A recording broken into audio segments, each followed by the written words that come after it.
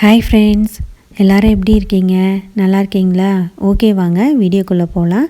அதுக்கு முன்னாடி என் சேனலை சப்ஸ்கிரைப் பண்ணலைன்னா மறக்காமல் சப்ஸ்கிரைப் பண்ணிவிட்டு பக்கத்தில் இருக்கிற பெல் ஐக்கானையும் ப்ரெஸ் பண்ணி ஆல்ன்ற ஒரு ஆப்ஷன் இருக்கும், அதையும் கிளிக் பண்ணிடுங்க. அப்போ தான் நான் போடுற வீடியோவை நீங்கள் மிஸ் பண்ணாமல் பார்க்கலாம். ஓகே, வாங்க இப்போ வீடியோக்குள்ளே போகலாம். இன்றைக்கி நம்ம பார்க்க போகிற ரெசிபி ஒரு சூப்பரான செம டெலிசியஸான கொத்தமல்லி சாதமும் அதுக்கு ஏத்தாப்பில் ஒரு சூப்பரான சிக்கன் கிரேவியும் எப்படி செய்கிறது அப்படின்ட்டு பார்க்கலாம். இந்த கொத்தமல்லி சாதமும் சிக்கன் கிரேவியும் ரொம்ப சூப்பராக செம டேஸ்ட்டாக இருந்துச்சு. வாங்க இப்போ இதை எப்படி செய்கிறது அப்படின்ட்டு வீடியோக்குள்ளே போகலாம். இப்போ கொத்தமல்லி சாதம் செய்கிறதுக்கு அடுப்பில் ஒரு கடாய் வச்சுருக்கேன். 100 மில்லி ஆயில் ஊற்றிடலாம். ஆயில் நல்லா சூடானதுக்கப்புறமா பட்டை, கிராம்பு, ஏலக்காய், பிரியாணி இலை போட்டுடலாம்.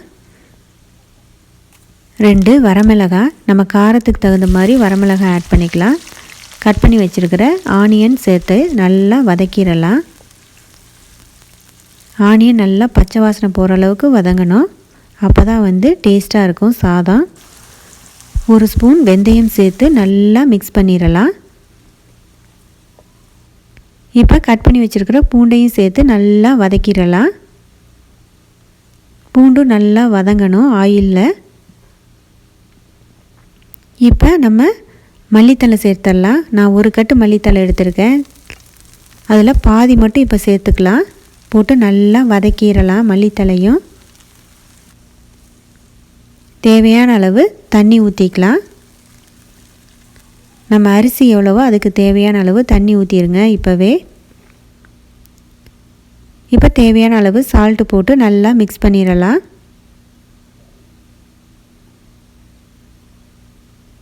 நான் இதை ஒரு குக்கரில் மாற்றிட்டேன். இப்போ மீதி இருக்கிற மல்லித்தழையும் சேர்த்துடலாம். இது நல்லா கொதி வரட்டும். இப்போ நல்லா கொதிக்குது.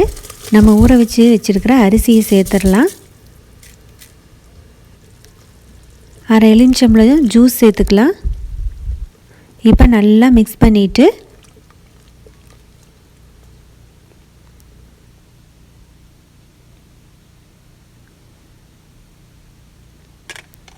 குக்கரை போட்டு மூடி வச்சிடலாம். ஒரு 3 விசில் வரட்டும். பாருங்கள், இப்போ 3 விசில் வந்துருச்சு. ரைஸ் எவ்வளோ சூப்பராக குழையாமல் வெந்திருக்குது. அவ்வளோதான், நம்மளோட சூப்பரான கொத்தமல்லி சாதம் தயாராகிடுச்சு. பாருங்கள் எவ்வளோ சூப்பராக வெந்திருக்குது. இதை நம்ம ஒரு ஹாட் பாக்ஸில் மாற்றியாச்சு.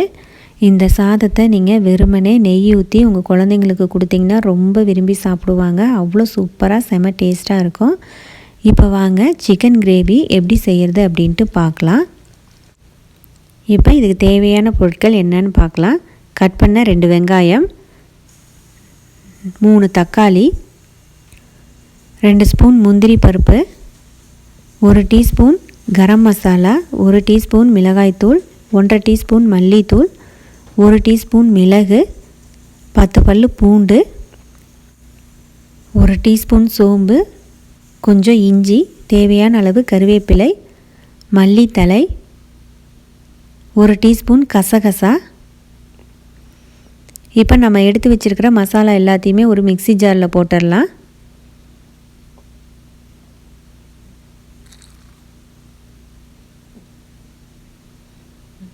ஒரு 10 பல்லு சின்ன வெங்காயம், இதெல்லாம் போட்டு நல்லா மையாக அரைச்சி எடுத்துக்கலாம். இப்போ அடுப்பில் ஒரு கடாய் வச்சுருக்கேன். 50 மில்லி ஆயில் ஊற்றி 2 கட் பண்ண ஆனியன் போட்டுக்கலாம். இதை நல்லா வதக்கிடலாம். பச்சை வாசனை போகிற அளவுக்கு நல்லா வதக்கிடணும். இப்போ நம்ம அரைச்சி வச்சுருக்கிற விழுதை அதில் சேர்த்து நல்லா வதக்கிடலாம். தேவையான அளவு உப்பு சேர்த்து பச்சை வாசனை போகிற அளவுக்கு மசாலாவையும் நல்லா வதக்கிடணும். அப்போ தான் சிக்கன் கிரேவி ரொம்ப சூப்பராக இருக்கும். எப்போவுமே மசாலா, ஆனியன், தக்காளி எல்லாமே பச்சை வாசனை போகிற அளவுக்கு வதக்கிடணும். இப்போ கட் பண்ண தக்காளியை சேர்த்து நல்லா வதக்கிடலாம்.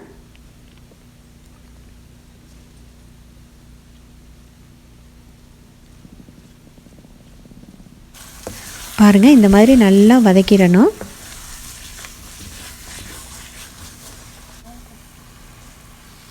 இப்போ நல்லா வதக்கியாச்சு. நான் 1 கிலோ சிக்கனை க்ளீன் பண்ணி வாஷ் பண்ணி எடுத்து வச்சுருக்கேன். அந்த சிக்கனை ஆட் பண்ணிடலாம்.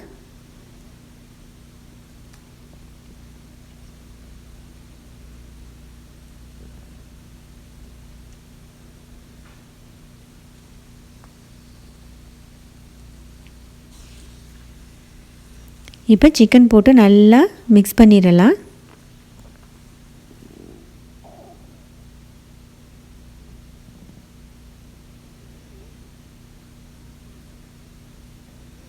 ஒரு 5 நிமிஷம் நல்லா வேகட்டும்.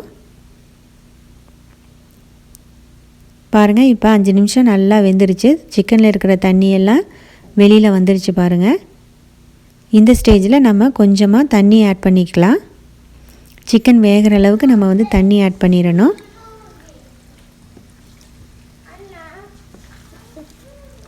இப்போ தேவையான அளவு உப்பு போட்டு நல்லா மிக்ஸ் பண்ணிடலாம்.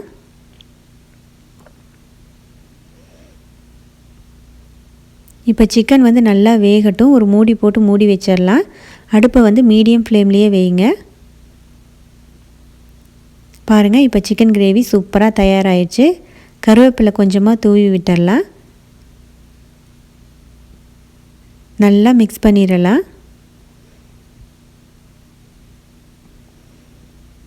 இப்போ தேவையான அளவு மல்லித்தலையும் தூவி விட்டுடலாம். அவ்வளோதான், நம்மளோட சூப்பரான சிக்கன் கிரேவி தயாராகிடுச்சு. இப்போ ஸ்டவ் ஆஃப் பண்ணிடலாம். இந்த சிக்கன் கிரேவியோட நம்ம ரெடி பண்ணி வச்சுருக்கிற கொத்தமல்லி சாதத்தோடு தொட்டு சாப்பிட்டோம் அப்படின்னோம்னா அவ்வளோ சூப்பராக செம டேஸ்ட்டாக இருந்தது. எங்கள் வீட்டில் எல்லாருமே வந்து விரும்பி சாப்பிட்டாங்க. ஸோ இந்த ரெசிப்பியை உங்கள் வீட்டில் நீங்கள் மறக்காமல் ட்ரை பண்ணி பாருங்கள். உங்களுக்கு கண்டிப்பாக பிடிக்கும்.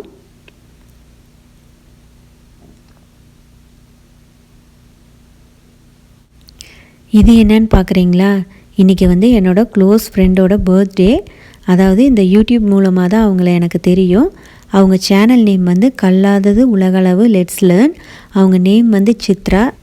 அவங்க வந்து சூப்பராக ஹிந்தியெல்லாம் டீச் பண்ணுவாங்க. அவங்க ஒரு ஹிந்தி டீச்சர். அதுக்கப்புறமா வந்து சூப்பராக குக்கிங்கும் பண்ணுவாங்க.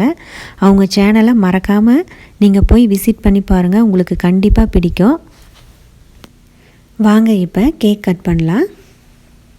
Happy birthday, Chitra, Auntie.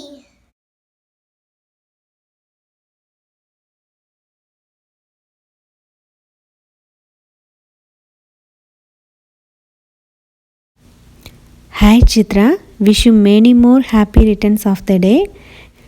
இன்று போல் நீங்கள் என்றுமே பல்லாண்டு உங்கள் ஃபேமிலியோட ரொம்ப சந்தோஷமாக வாழ்கிறதுக்காக கடவுள்கிட்ட கண்டிப்பாக எப்போவுமே நாங்கள் வந்து பிரார்த்தனை செய்வோம். உங்கள் சார்பாக நாங்கள் வந்து இந்த கேக்கை சாப்பிட போகிறோம். ஓகே ஃப்ரெண்ட்ஸ், இந்த ரெசிப்பியை உங்கள் வீட்டில் நீங்கள் மறக்காமல் ட்ரை பண்ணி பாருங்கள். இந்த வீடியோ உங்களுக்கு பிடிச்சிருந்ததுன்னா லைக் பண்ணுங்கள், ஷேர் பண்ணுங்கள், கமெண்ட் பண்ணுங்கள். என் சேனலை சப்ஸ்கிரைப் பண்ணலைன்னா மறக்காமல் சப்ஸ்கிரைப் பண்ணி பக்கத்தில் இருக்கிற பெல் ஐக்கானையும் ப்ரெஸ் பண்ணிடுங்க. ஓகே ஃப்ரெண்ட்ஸ், நான் மறுபடியும் இதே மாதிரி சூப்பரான வேறொரு ரெசிபியுடன் உங்களை வந்து சந்திக்கிறேன். நன்றி, வணக்கம்.